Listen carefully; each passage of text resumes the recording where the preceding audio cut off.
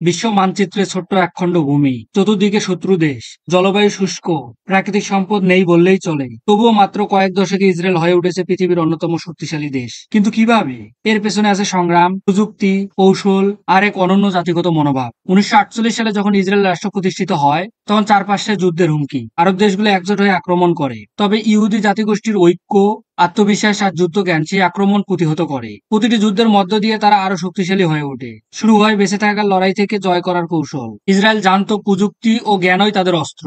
তাই ছোট দেশ হলেও শিক্ষা খাতে বিপুল পরিমাণ বিনিয়োগ করে। নোবেল বিজয়ী বিজ্ঞানী, স্টার্টআপ প্রতিষ্ঠাতা, আইটি বিশেষজ্ঞ সবকিছু শেকড় এই শিক্ষায়। তাদের বিশ্ববিদ্যালয়গুলো বিশ্বের সেরা তালিকায় স্থান করে নেয়। ইসরায়েলকে বলা হয় স্টার্টআপ নেশন। প্রতি 1,000 মানুষের মধ্যে গড়ে একজন করে উদ্যোক্তা। এখানকার প্রযুক্তি কোম্পানিগুলো বিশ্ব জুড়ে ছড়িয়ে আছে। সাইবার সিকিউরিটি থেকে শুরু করে কৃষি প্রযুক্তি পর্যন্ত গুগল, মাইক্রোসফট, অ্যাপল সব জায়ান্ট কোম্পানিগুলোর গবেষণা কেন্দ্র এখানে আছে। বিশ্বের অন্যতম শক্তিশালী সেনাবাহিনী ইসরায়েল ডিফেন্স ফোর্স বা আইডিএফ, তাদের প্রশিক্ষণ, কৌশল আর মনোবল এক কথায় অনন্য। মোসাদ তাদের গোয়েন্দা সংস্থা পৃথিবীর সবচেয়ে দক্ষ ও রহস্যময় সংস্থাগুলোর একটি। প্রতি মুহূর্তে শত্রুর গতিবিধি নজর রাখে তারা। ইসরায়েলের প্রতিটি নাগরিকের মধ্যে আছে দেশের প্রতি দায়িত্ববোধ। ছেলে মেয়ে উভয়ে বাধ্যতামূলক সামরিক প্রশিক্ষণ নেয়। জাতিগত ঐক্য, দ্রুত সিদ্ধান্ত গ্রহণ এবং কার্যকর পরিকল্পনা এসবই তাদের সাফল্যের চাবিকাঠি। যুক্তরাষ্ট্র সহ অনেক দেশের সাথে শক্তিশালী সম্পর্ক গড়ে তুলেছে তারা। সাহায্য নেওয়ার পাশাপাশি নিজেরাও হয়ে উঠেছে অংশীদার। কূটনৈতিকভাবে ইসরায়েল অনেক এগিয়ে, যেটা তাদেরকে আরো এক ধাপ এগিয়ে রাখে অন্যান্য দেশের তুলনায়। ইসরায়েলের গল্প শুধু যুদ্ধ আর অস্ত্রের নয়, এটা আত্মনির্ভর, চ্যালেঞ্জকে জয়ের আর ভবিষ্যৎকে গড়ে তোলার গল্প। এভাবেই ইসরায়েল নিজেদেরকে ধীরে ধীরে এত শক্তিশালী করে তুলেছে।